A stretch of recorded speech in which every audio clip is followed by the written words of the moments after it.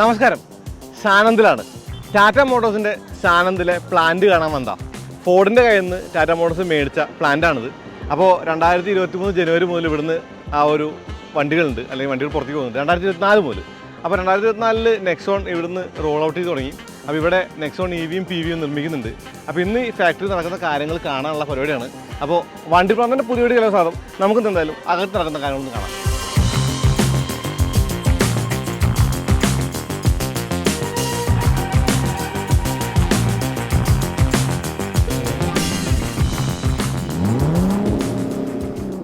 ടാറ്റ പ്ലാനിനകത്ത് നമ്മുടെ സാനന്ദിലെ ഫോർഡിൽ നിന്ന് ഒക്കെ എടുത്തിട്ടുള്ള ഇലക്ട്രിക് മൊബിലിറ്റി പ്ലാനിനകത്ത് ഒരു യൂണിവേഴ്സിറ്റി ഉണ്ട്, നളന്ദ യൂണിവേഴ്സിറ്റി. ഇത് പ്രത്യേകത എന്ന് പറയുന്നത് ഒരു യൂണിവേഴ്സിറ്റി ഉണ്ട് അല്ലെങ്കിൽ ഒരു ഇൻസ്റ്റിറ്റ്യൂഷൻ ഉണ്ട് എന്നുള്ളതല്ല, ഇവിടുത്തെ എംപ്ലോയീസിന് ഹയർ സ്റ്റഡീസ് ഈ ഒരു ഇൻസ്റ്റിറ്റ്യൂട്ടിലൂടെ പോസിബിൾ ആണെന്നുള്ളതാണ്. ഉദാഹരണം പറഞ്ഞാൽ ITയിൽ നിന്ന് ഡിപ്ലോമയിൽ നിന്ന് ആ ഒരു ബിടെക്കിൽ നിന്ന് MTech എന്നിങ്ങനെയുള്ള കാര്യങ്ങളിലേക്കൊക്കെ ശരിക്കും ഇവർക്ക് കയറി പോകാനുള്ള ഒരു ഓപ്ഷൻ ഉണ്ട്. അതും സൗജന്യമായിട്ട്, ബോണ്ടോ പ്രത്യേകിച്ച് അങ്ങനെയുള്ള കാര്യങ്ങളൊന്നും തന്നെ ഇല്ലാണ്ട് അങ്ങനെ പഠിക്കാനുള്ള ഓപ്ഷൻ കൂടി ടാറ്റ മോട്ടോഴ്സ് കൊടുക്കുന്നുണ്ട്. അങ്ങനെ പറയുമ്പോൾ ഇത് ടാറ്റയുടെ ഇലക്ട്രിക് മൊബിലിറ്റി ആണല്ലോ. അപ്പോൾ EV അല്ലെങ്കിൽ ഇലക്ട്രിക്കൽ ടെക്നോളജിയിലാണ് അവർ ആ ഒരു സർട്ടിഫിക്കേഷനും കാര്യങ്ങളൊക്കെ കൊടുക്കുന്നത്, BTech ആണെങ്കിലും അല്ലെങ്കിൽ MTech ആണെങ്കിലും ഒക്കെ. ശരിക്കും ഒരു വല്ലാത്തൊരു തോട്ടാണ്. ഇപ്പോൾ ഫോർഡ് എന്ന് പറയുന്ന ഒരു ഫാക്ടറിയിൽ നിന്ന് അവർ ഫോർഡിൻ്റെ ഫാക്ടറി അക്വയർ ചെയ്തപ്പോൾ കൂടെ അവർ എംപ്ലോയീസിനെ കൂടി അക്വയർ ചെയ്യണ്ടായി. അവിടെ നിന്ന് അങ്ങോട്ട് കൾച്ചറൽ അല്ലെങ്കിൽ ഒരു കൾച്ചർ ഷിഫ്റ്റ് അവർ ഹാപ്പൻ ചെയ്തപ്പോൾ അത് മാറ്റി എടുക്കാനായിട്ട് അവർ ഒരു അമേരിക്കൻ ടു ഇന്ത്യൻ ഒരു ഷിഫ്റ്റ് നടത്താനായിട്ട് ശരിക്കും ഒരുപാട് ട്രെയിനിങ് പ്രോഗ്രാംസ് ഒക്കെ നടത്തുന്നുണ്ട് എന്നാണ് പറയുന്നത്. അതുപോലെ കുറഞ്ഞ ഒരു വിദ്യാഭ്യാസ യോഗ്യത മാത്രമുള്ള ആളുകൾക്ക് കൂടുതൽ വിദ്യാഭ്യാസ യോഗ്യതയിലേക്ക് എത്താൻ, അല്ലെങ്കിൽ കൂടുതലായിട്ട് ആ ഒരു സർട്ടിഫിക്കേഷനൊക്കെ എടുക്കാനും കൂടുതലായിട്ട് പഠിച്ച് വളർന്ന് പുതിയ പൊസിഷനിലേക്ക് എത്താനും ഒക്കെ പറ്റുന്ന ഒരു കാര്യമായിട്ടാണ് അവർ ഒരു കാര്യം പറയുന്നത്. ശരിക്കും വല്ലാത്തൊരു മോട്ടിവേഷനായിട്ട് തോന്നി. അത് മാത്രമല്ല, ഇവർ പറഞ്ഞൊരു കാര്യമുണ്ട്, ഇപ്പോൾ ബോണ്ടോ അല്ലെങ്കിൽ അങ്ങനെയുള്ള കാര്യങ്ങളൊന്നും ഇല്ല എന്നുള്ളത് ടാറ്റ മോട്ടോഴ്സിൻ്റെ ഒരു കാര്യം തന്നെ അങ്ങനെയാണ്. അവർ പറയുന്നൊരു കാര്യം എന്ന് പറയുന്നത് കാനഡയിലേക്കോ അല്ലെങ്കിൽ എവിടേക്ക് വേണമെങ്കിൽ പോകാൻ പറ്റിയ എലിജിബിൾ ആയിട്ടുള്ള ആ ഒരു സർട്ടിഫിക്കേഷനാണ് ഇവിടുന്ന് കിട്ടുന്നത് എന്നുള്ളതാണ്. ഇത് പ്ലാന്റിനകത്തെ സ്കിൽ ഡെവലപ്മെൻറ്റ് സെൻ്ററാണ് നളന്ദയിലെ. ഇതല്ലേ, in a free enterprise the community is not just another stakeholder but in fact the very purpose of it existence എന്ന് പറഞ്ഞ ജംഷേദ്ജി ടാറ്റയുടെ ആ ഒരു മെസ്സേജ് ശരിക്കും ടാറ്റ ഫോർഡിൻ്റെ പ്ലാനിൻ്റെ അക്വയർ ചെയ്തപ്പോൾ അവർ ചെയ്തൊരു നല്ല കാര്യമെന്ന് പറയുന്നത് കോവിഡ് അല്ലെങ്കിൽ അങ്ങനെയുള്ള കാര്യങ്ങളൊക്കെ ഉണ്ട്, പണിയില്ലാണ്ട് ഇരുന്നിരുന്ന ആ എംപ്ലോയീസിനെ കൂടി അവരിങ്ങോട്ട് എടുത്തു എന്നുള്ളതാണ്. അതുകൊണ്ട് തന്നെ രണ്ട് കാര്യങ്ങളുണ്ട്, ഒരു വെടിക്ക് രണ്ട് പക്ഷി എന്ന് പറയുന്ന പോലെ ഇവർക്ക് ജോലിക്കാരെ തേടി പോകേണ്ട ആവശ്യമില്ല, എന്നാൽ ജോലിക്കാർക്ക് വേറെ ജോലി നോക്കേണ്ട ആവശ്യമില്ല. അങ്ങനൊരു കാര്യമുണ്ട്.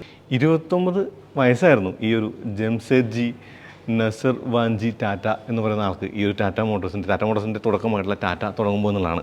അവിടെ നിന്ന് അങ്ങോട്ട് എനിക്ക് തോന്നുന്നു ലോക്കോമോട്ടീവ് പോലുള്ള ടെൽക്കോ അല്ലെങ്കിൽ ട്രക്ക്, ടാറ്റയുടെ മെഴ്സീസിൻ്റെ ഒരു കൂട്ടുകെട്ട് അങ്ങനെയുള്ള കാര്യങ്ങളൊക്കെ കാണാം. ഇപ്പോൾ ഇവിടെ നിന്ന് നമുക്ക് ശരിക്കും കാറുകളിലേക്കുള്ള ഷിഫ്റ്റ് നമുക്ക് ഇവിടെ ഒരു ചുമരിൽ അവർ ചെയ്തു വെച്ചിട്ടുണ്ടല്ലേ. ടാറ്റ നാനോ, ടാറ്റ ആ ഒരു ഹെക്സ, ഇത് ആ ഒരു sumo, Mansa, bolt, Sierra, safari, estate, IndiGo, zest, Arya, അവിടെ നിന്ന് അങ്ങോട്ട് ഇലക്ട്രിക് മൊബിലിറ്റിയുള്ള മാറ്റം. ഇപ്പോൾ നെക്സോൺ EV, അതുപോലെ നമുക്ക് ആ ഒരു പുതിയ സിയറയുടെ ഒരു പടം കൊടുത്തിട്ടുണ്ട്. കൂടാതെ അവിടെ ഹാരിയറിൻ്റെ EVയുടെ പടമുണ്ട്, കർവ്, അവന്യ. എനിക്ക് തോന്നുന്നു ശരിക്കും ഈ ഒരു ഒറ്റ 2 വോളുകളും നോക്കിയാൽ തന്നെ നമുക്ക് ഈ ഒരു ടാറ്റ മോട്ടോഴ്സിൻ്റെ വളർച്ച മനസ്സിലാക്കാൻ പറ്റുന്നതാണ്. രാവിലെ 9 മണിക്ക് പ്ലാന്റ് പ്രവർത്തനം ആരംഭിക്കും. തൽക്കാലം ഒരു ഷിഫ്റ്റേ ഇപ്പോൾ നടക്കുന്നുള്ളൂ, 9 മുതൽ 3 വരെ. ബസ്സിലാണ് സ്റ്റാഫൊക്കെ വരുന്നത്. എല്ലാവരും എത്തിക്കഴിഞ്ഞു. ഇനി പ്ലാന്റിലേക്ക്.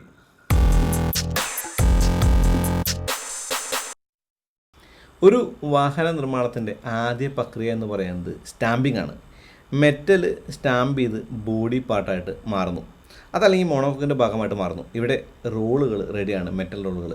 ഈ റോളുകൾ ക്രെയിനിൽ തൂക്കിയെടുത്ത് കൊണ്ടുപോയിട്ട് നേരെ ആ ഒരു അളവെല്ലാം എടുത്ത് ഹൈറ്റ്, പൊസിഷനിങ് സെൻസറിനകത്തോടൊക്കെ പോയിട്ട് ആവശ്യമുള്ള അത്രയും വലുപ്പത്തിൽ കട്ട് ചെയ്തിട്ട് അതിന് ശേഷമാണ് ഇത് പ്രസ്സിലേക്ക് ഫീഡ് ചെയ്യുന്നത്.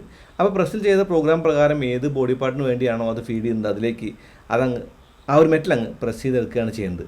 അങ്ങനെയാണ് ഒരു ഷീറ്റ് ആ ഒരു ബോഡിയുടെ ഒരു ഭാഗമായിട്ട് മാറുന്നത്, മോണോകോക്കിൻ്റെ ഭാഗമായിട്ട് മാറുന്നത്. ഫോർഡിൽ നിന്ന് ഈ ഒരു പ്ലാന്റ് അക്വയർ ചെയ്ത ശേഷം പ്രസ്സുകളിൽ കാര്യമായിട്ടുള്ള മാറ്റങ്ങൾ വരുത്തി പുതിയ പ്രസ്സുകളെല്ലാം ആഡ് ചെയ്തിട്ടുണ്ട്. ഇത് ഹൈബ്രിഡാണ്, മോഡലുകൾക്കനുസരിച്ച് മാറ്റാൻ പറ്റുന്ന തരത്തിലുള്ള പ്രസ്സാണെന്നാണ് പറയുന്നത്. ഓക്കെ, അങ്ങനെയാണെങ്കിൽ ഇവിടെ നെക്സോണിൻ്റെ EVയും PVയുമാണ് ഇപ്പോൾ ഉണ്ടാക്കുന്നത് എന്നുള്ളതാണ്.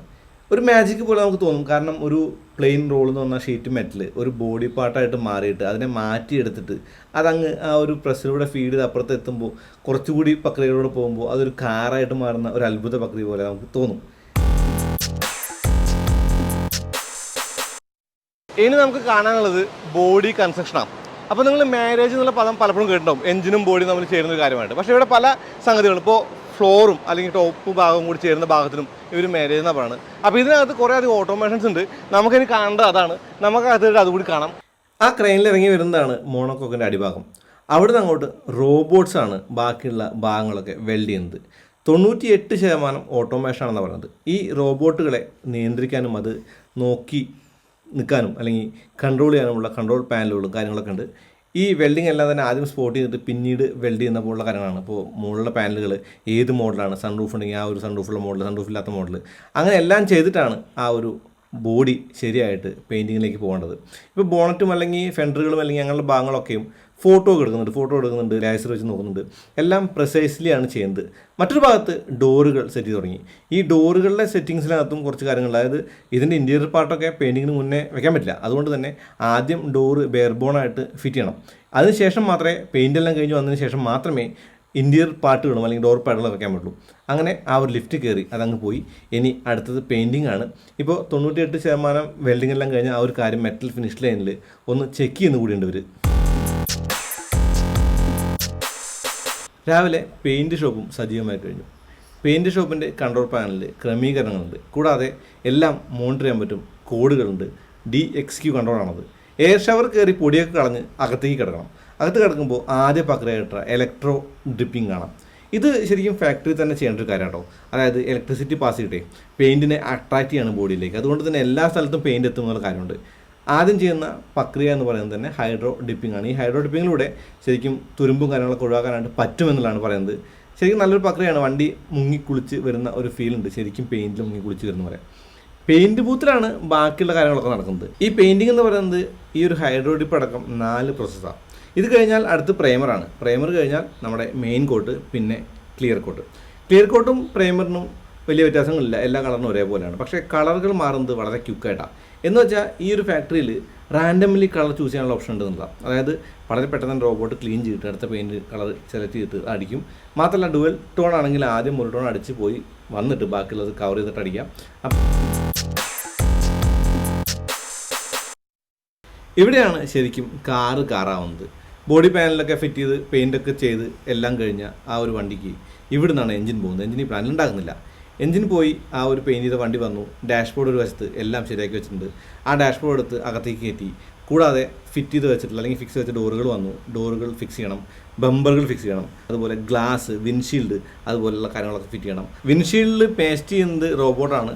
ആ റോബോട്ട് ആമ അങ്ങനെ എടുത്ത് ശരിക്കും പ്രിസൈസായിട്ടാണ് ആ ഒരു വിൻഷീൽഡ് ഫിക്സ് ചെയ്യുന്നത്. ഒരിത്തിരി കൃത്യത വേണ്ടുന്ന ഒരു ജോലിയാണത്. അത്രയും കഴിഞ്ഞ് ഹാങ് ചെയ്ത് വരുന്ന വണ്ടികൾക്ക് ഒരു പ്രധാന കാര്യമുണ്ട്. അത് അവരുടെ മാരേജാണ്. മാരേജ് എന്ന് പറഞ്ഞു കഴിഞ്ഞാൽ എഞ്ചിനും ബോഡിയും കൂടിച്ചേരുന്ന പ്രക്രിയയാണ്. ശരിക്കും താഴെ വഴി വരുന്ന എഞ്ചിനും ആ ബാക്കിലെ ആക്സിലും കൂടിച്ചേരുന്ന ഒരു പാക്കേജ് പോലുള്ള ഭാഗം മുകളിലേക്ക് പുഷ് ചെയ്ത് ബോഡിയുമായിട്ട് കണക്ട് ചെയ്യുന്നതിനാണ് മാരേജ് എന്ന് പറയുന്നത്. ഒരു ടേമാണത്. എന്താ, രണ്ടുപേരും കൂടി ചേരുമ്പോൾ ചെയ്യുന്ന കാര്യം പോലെ ബോഡിയും എഞ്ചിനും കൂടി ചേരുക. ഇത് PVയും EVയും ഉള്ള ഒരു ഫാക്ടറി ആയതുകൊണ്ട് തന്നെ അപ്പുറത്ത് PV ഇപ്പുറത്ത് EV 2 കല്യാണങ്ങളാണ് ഒരേ സമയം നടക്കുന്നത് എന്നതാണ്. PVക്ക് എഞ്ചിനാണെങ്കിൽ EVക്ക് അത് ബാറ്ററിയും മോട്ടറുമാണ് എന്നുള്ള വ്യത്യാസം. താഴെ നിന്ന് പൊക്കി വയ്ക്കും. എന്നിട്ട് മുകളിൽ പ്രിസൈസായിട്ട് അതൊക്കെ നെറ്റ് ബോൾട്ടൊക്കെ ചെയ്ത് ക്ലീൻ ആയിട്ടുള്ള ഇൻസ്റ്റലേഷനാണ് മാരേജ് എന്ന് ഉദ്ദേശിക്കുന്നത്. അങ്ങനെ എല്ലാം കഴിഞ്ഞ വണ്ടികൾ പുറത്തിറങ്ങാൻ റെഡിയായി. ഈ നിർമ്മാണ പ്രക്രിയയിലെ അവസാന ഘട്ടം എന്ന് പറയുന്നത് ഫ്ലൂയിഡുകളും ആവശ്യത്തിനുള്ള ഡീസലും ഫില്ല് ചെയ്യുക എന്നുള്ളതാണ്. റെഗുലർ ആയിട്ടുള്ള ക്വാളിറ്റി ചെക്കിന് പുറമെ ഒരു ഓഡിറ്റിംഗ് കൂടിയുണ്ട്. റാൻഡംലി വണ്ടി പിക്ക് ചെയ്ത് വണ്ടിയുടെ ഇഷ്യൂസ് ചെക്ക് ചെയ്യുക എന്നുള്ളതാണ് അതുകൊണ്ട് ഉദ്ദേശിക്കുന്നത്. ഇവിടെ ഫ്രഷ്ലി ബേക്ക് ചെയ്ത കാറുകൾ പുറത്തേക്ക് വന്നു തുടങ്ങി. ഫൈനൽ അസംബ്ലിയിൽ നിന്ന് ഇറങ്ങി വന്ന വണ്ടിയിൽ അവർ ആവശ്യത്തിന് ഫ്യൂവൽ അടിച്ചിട്ട് ടെസ്റ്റ് ട്രാക്കിലേക്ക് കൊണ്ടുപോകാം.